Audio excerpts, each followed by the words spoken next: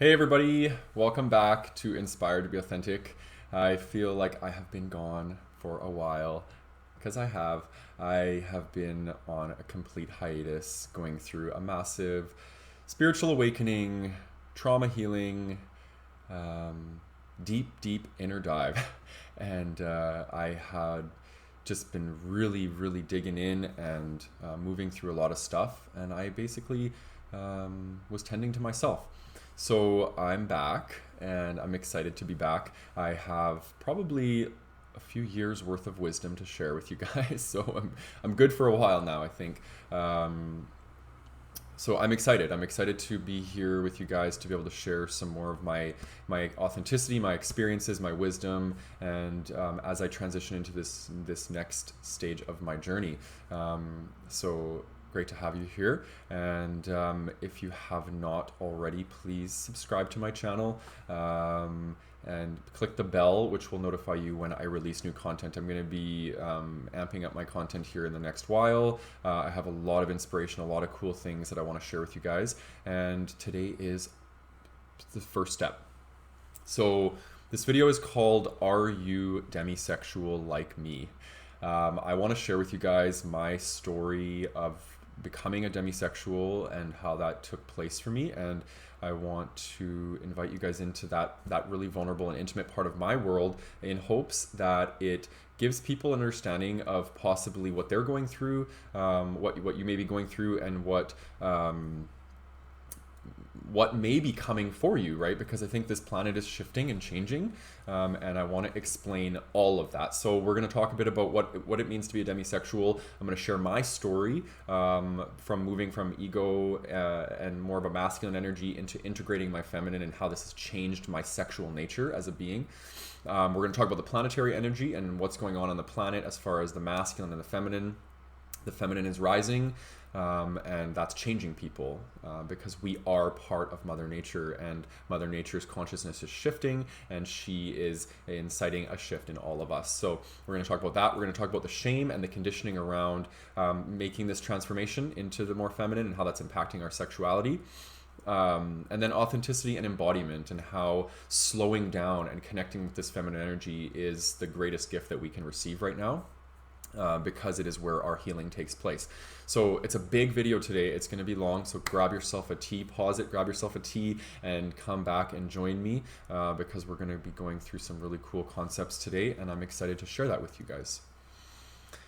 So let's first start out by just exploring what a demisexual is, first of all, because a lot of people don't understand what that term even is, and this is a very new term for me too. I was introduced to it about a year and a half ago, and it completely has changed my life because I'm like, wait a minute, that's me, but it wasn't always me. So I want to share that with you guys too. So, what is a demisexual? So, demisexual is essentially somebody who requires emotional connection in order to have sexual arousal. Okay, there's a bit of a continuum when you're talking about demisexuals. There's people who are extremely, they absolutely require it. If you're a man, you will not be able to get an erection unless there's some sort of emotional connection. Or if you're a woman, you might not be able to have your vagina might not lubricate itself if you're not turned on by someone's emotional connection. Okay, then there's people who maybe fall more in the middle, where they're a little bit more, they're able to still get aroused, but they prefer to have sexual arousal. And then you have people that are still demisexual, and they definitely want emotional connection, but they don't absolutely need it. Okay, so I would say for myself, I fall probably in between 1 and 2, where I definitely require emotional connection in order to have sexual arousal and to feel safe in connection.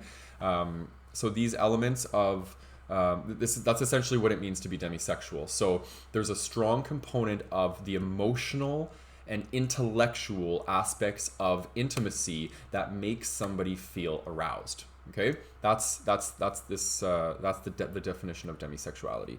So my story, my story starts with growing up gay and having a very strong aversion to my feminine, anything that represented feminine. I remember being a young boy, and well, I shouldn't say young boy, maybe like a teenager, preteens into teens, where I would make sure that my hips would not sway too much because I didn't want to have a wiggle in my bum because I didn't want people to think I was gay, or I would talk deeper than I actually sounded because I wanted to be seen as masculine, because I knew that if people saw me as feminine that it would out me as gay. So I learned from a very young age to repress my feminine, and that proved to have a massive impact on everything. But the area that I want to focus on today is my sexual nature. And I ended up becoming very driven and motivated by my ego when it came to sex, because the ego represents more of the masculine, more of the mind of the human being. And I was using my mind, and all of my sexual energy, all of my sexual turn-ons, everything came from my mind. I was very mentally oriented around sex. And about 2 years ago, I started to have... Actually, I got to go back even a little bit more. About 6 years ago, I developed kidney stones, and through that process, I developed erectile dysfunction issues, and I have a whole video on that. If that's something that you're struggling with or you want to know more about, it's on my page. You can check it out. And that led to me really being challenged on what it meant to be a gay man, because I'm like, well, if my penis isn't working properly, does that mean I'm a bottom?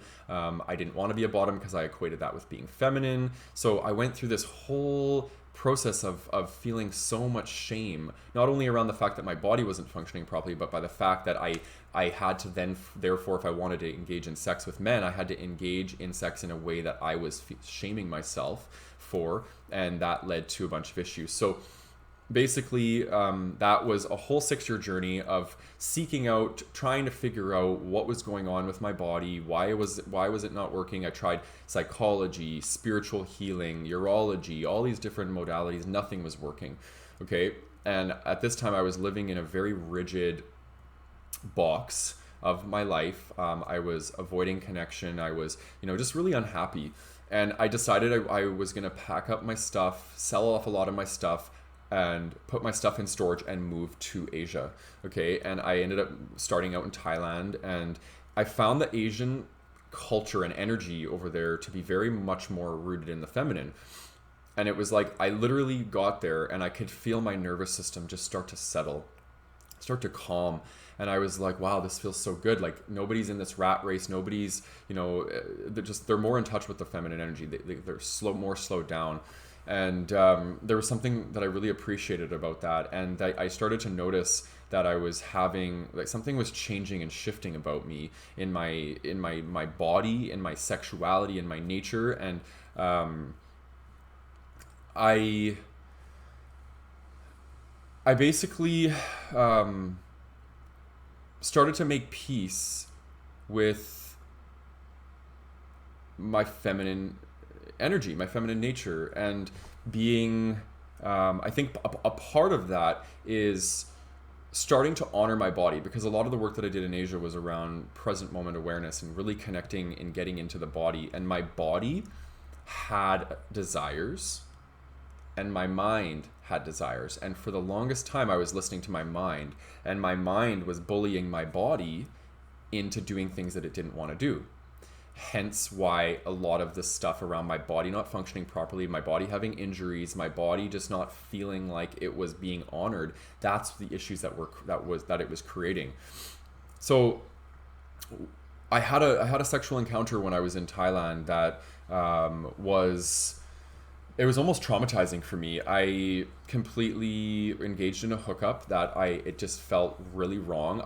I didn't want to do it. I was anxious the whole time, and I still proceeded to do it. And after that, I had about a week-long depression that I went through, and almost to the point where I couldn't get out of bed. That's how bad it was. Like, I was just in a deep, deep sadness and grief. I was grieving.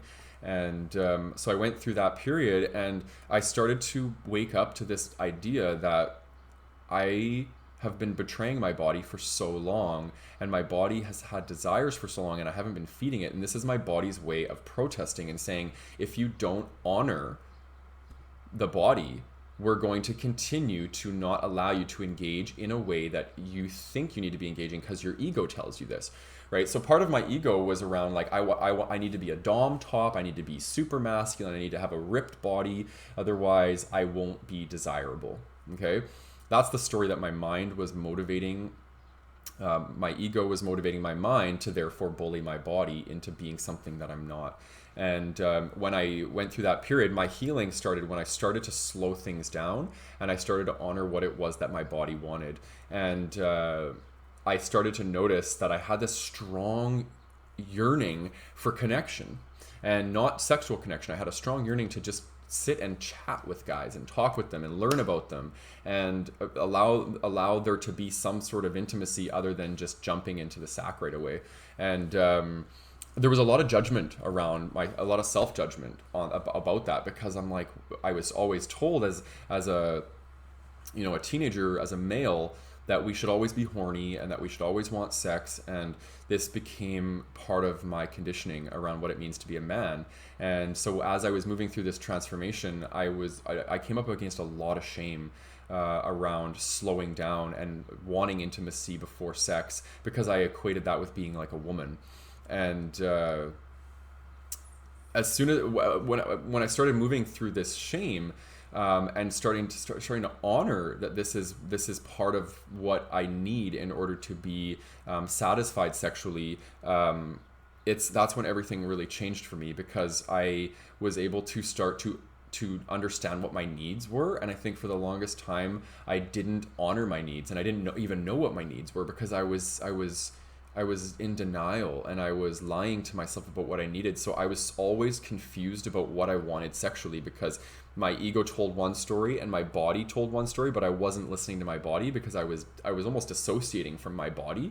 And I never really knew what I wanted. And I think just now in my life, I'm learning about what it means to set boundaries, to utilize consent, to communicate what my needs are, and that I have these needs in order to be satisfied.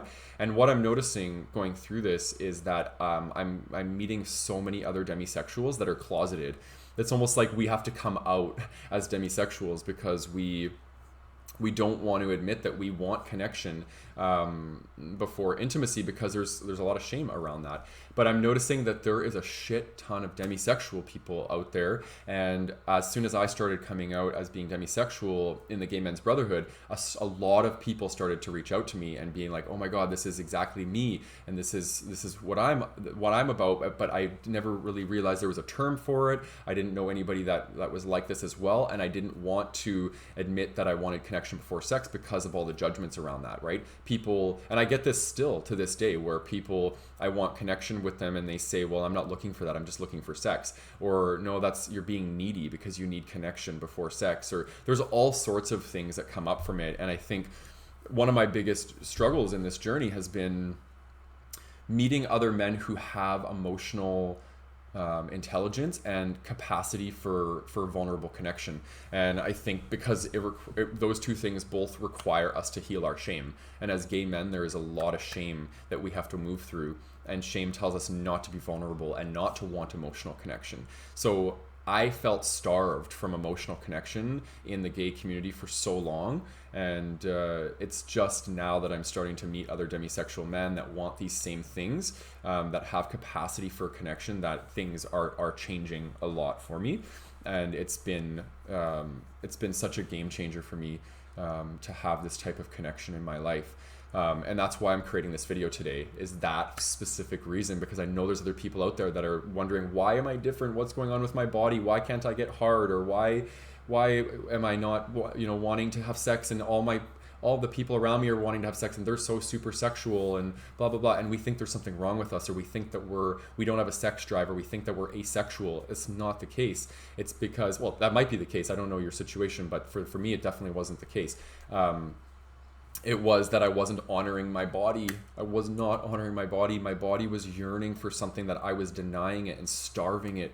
And now that I'm feeding it what it wants, I'm sexually liberating myself. And it's such a beautiful experience. And I want to bring you on this journey with me, because it is so amazing once you start to honor this part of your nature and you just stop denying yourself it. It's where you start to find your authenticity, and that's what this channel is all about: finding your authenticity, living your truth, not conforming to social standards and norms, and being your fucking self. That's what this channel is about. So I'm happy to have you on board this this mission with me. Okay, so that's my story in kind of a nutshell. That wasn't really a nutshell. That was a pretty big story. But I want to now move into talking a bit about the planetary energy, because this is why this is happening on this planet. Thousands and thousands of years on this planet, Mother Nature has been governed by a masculine energy. Okay, and that means because we live on this planet, we're inhabitants of this planet, so the energy that the planet is vibrating in, we also vibrate in that energy. We have been in this patriarchal system, this dominator system that is masculine driven. Okay, now the planet is trying to balance itself. She's trying to balance herself and bring in feminine. Feminine has to rise higher than masculine in order to restore balance. So what we're seeing on this planet right now is very much more feminine energy. And I want you to get out of the mentality that feminine and masculine has to mean man and woman. It does not. We all have both energies inside of us, and we can even term it phrase it in the terms of yin being feminine, yang being masculine. Okay, and the masculine energy is all about do, go, mental, right? Ego, all of these sorts of cause in the cause and effect equation, right? It's all about that. Feminine, on the other hand, the yin energy is slowed down. It's about body. It's about receiving. It's about compassion. It's about love. It's about restoration. It's about all of these things. And the feminine also, though, is in charge of healing and destroying things that are no longer serving us, because that's what's part of healing. Part of shadow work is destruction of what's no longer serving, so we can make room for what is serving us, right? In my story, I shared with you that my deconstruction, my feminine energy had been repressed for so long that she was like, enough of this. I'm gonna give you erectile dysfunction so you can move into embodying and embracing your feminine, so you can be an integrated being. I was only operating with 50% of my capacity for most of my life.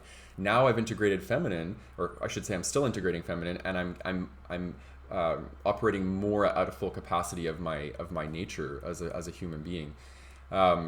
So as this shift is happening, what we're seeing on this planet, and I'm seeing this in my coaching practice, and I'm seeing this in myself, and I'm seeing this in other people, is that as the feminine rises, we're being asked and or forced, but for your greatest good, because we get what we need, not what we want, by the universe. And we're being pushed into learning how to slow down, learning how to receive, learning how to embody, right? Embodiment is about getting into the body and connecting with the truth of who you are, right? The body doesn't have an ego, right? So the body is truth. The mind has an ego. So the mind can be truth, but the mind can also be false. So we need to be mindful that when we're in body, we're always in truth. That's why our intuition lies in our body. When we tune into our body and we're connected to our body, we are in truth, right? And our intuition lies there for a reason, because we need it in order to guide us through life. But if we're disconnected from body and we're dissociated and we're ultra masculine in our energy and we're in our ego and we're in our minds all the time, we're not connected to our truth, right? So we're going to be far away from our authenticity.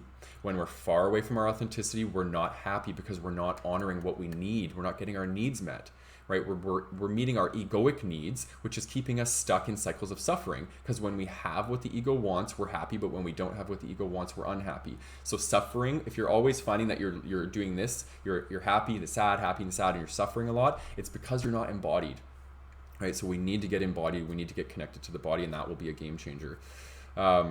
So I wanted to point that out because this is happening on the planet. If you are a gay man or a straight man or a man in general, you are likely going to be moving through some shame. You're going to be moving through some conditioning around what it means to be a man. You're going to be moving through around some fear around what it means to bring the feminine in. What if I become feminine, or what if I this? There's a lot of conditioning around the feminine being a bad thing, but I'm telling you, the feminine, once it's integrated, it does not emasculate you. It's not an assault on your masculinity. It simply is a complement to your masculinity, because you cannot have an integrated masculine without the feminine counterpart. It's the yin and the yang. They go together. So this is really, really important stuff, okay? And the more resistance you put up towards your feminine integrating, the more and more forceful she has to become. So be mindful of that. If there's a lot of resistance and things aren't working in your life, question that. What am I resisting? And it likely might be aspects of your feminine nature, right? How can I slow down? How can I receive? How can I surrender? How can I let go of control? These are all important questions to be asking around how you can settle into what is authentic for you. So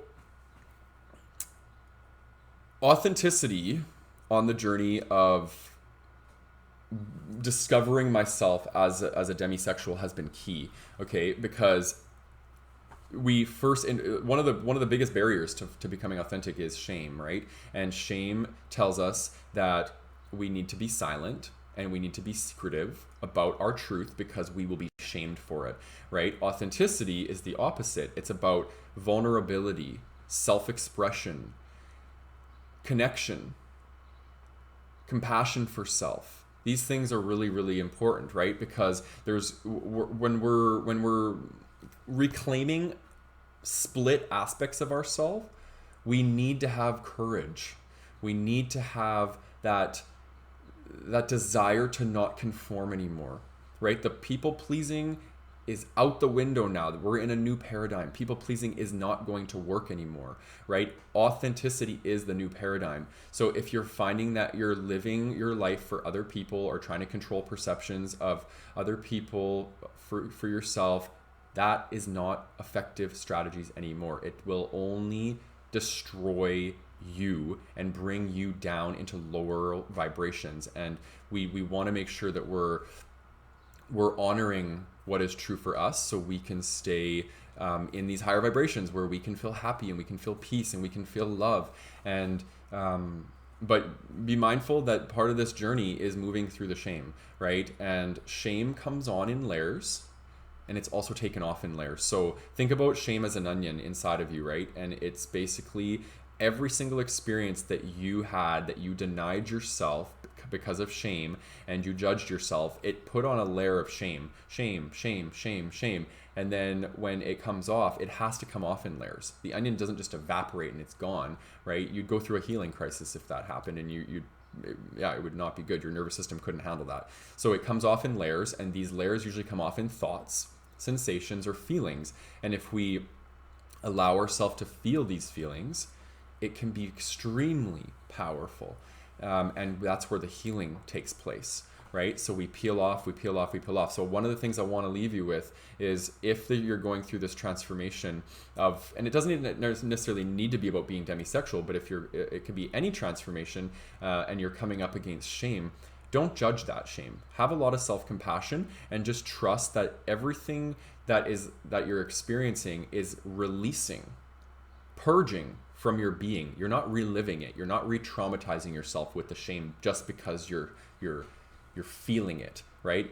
The key is feel it to heal it. So if you're not feeling it, you're not healing it. So we want to make sure that we're clearing the shame, we're stepping into the authenticity, and we're celebrating ourselves as beautiful, authentic beings. And in this case, beautiful, authentic sexual beings that have a deep desire and capacity and skill set to be able to connect, right?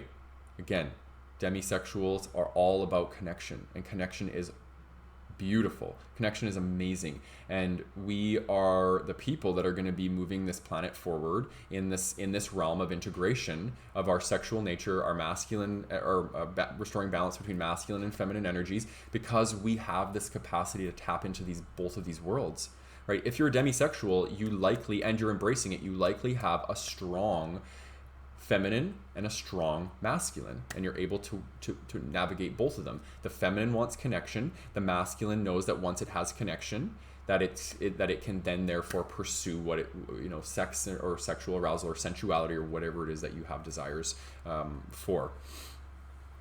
So hopefully this video gives you a bit of an understanding. I know it's complex. I know there's a lot of stuff that I just offered you, and a lot of food for thought. But I want you to mull it over, and I want you to sit with this stuff, and I want you to let me know in the comments below, where are you at on this journey. Obviously, if you found this video and you're watching it, you probably relate to it in some way. You're either a demisexual, or you're moving through this transformation, or you're struggling with integrating your feminine. You have lots of conditioning around your masculine and whatnot. So I want to know in the comments below, what are you moving through, and what is a barrier for you that's preventing you from embracing your authenticity and being a demisexual. Yeah. Have a beautiful day, and thank you for sharing in this connection with me and witnessing me share my story. So much gratitude and love to you all.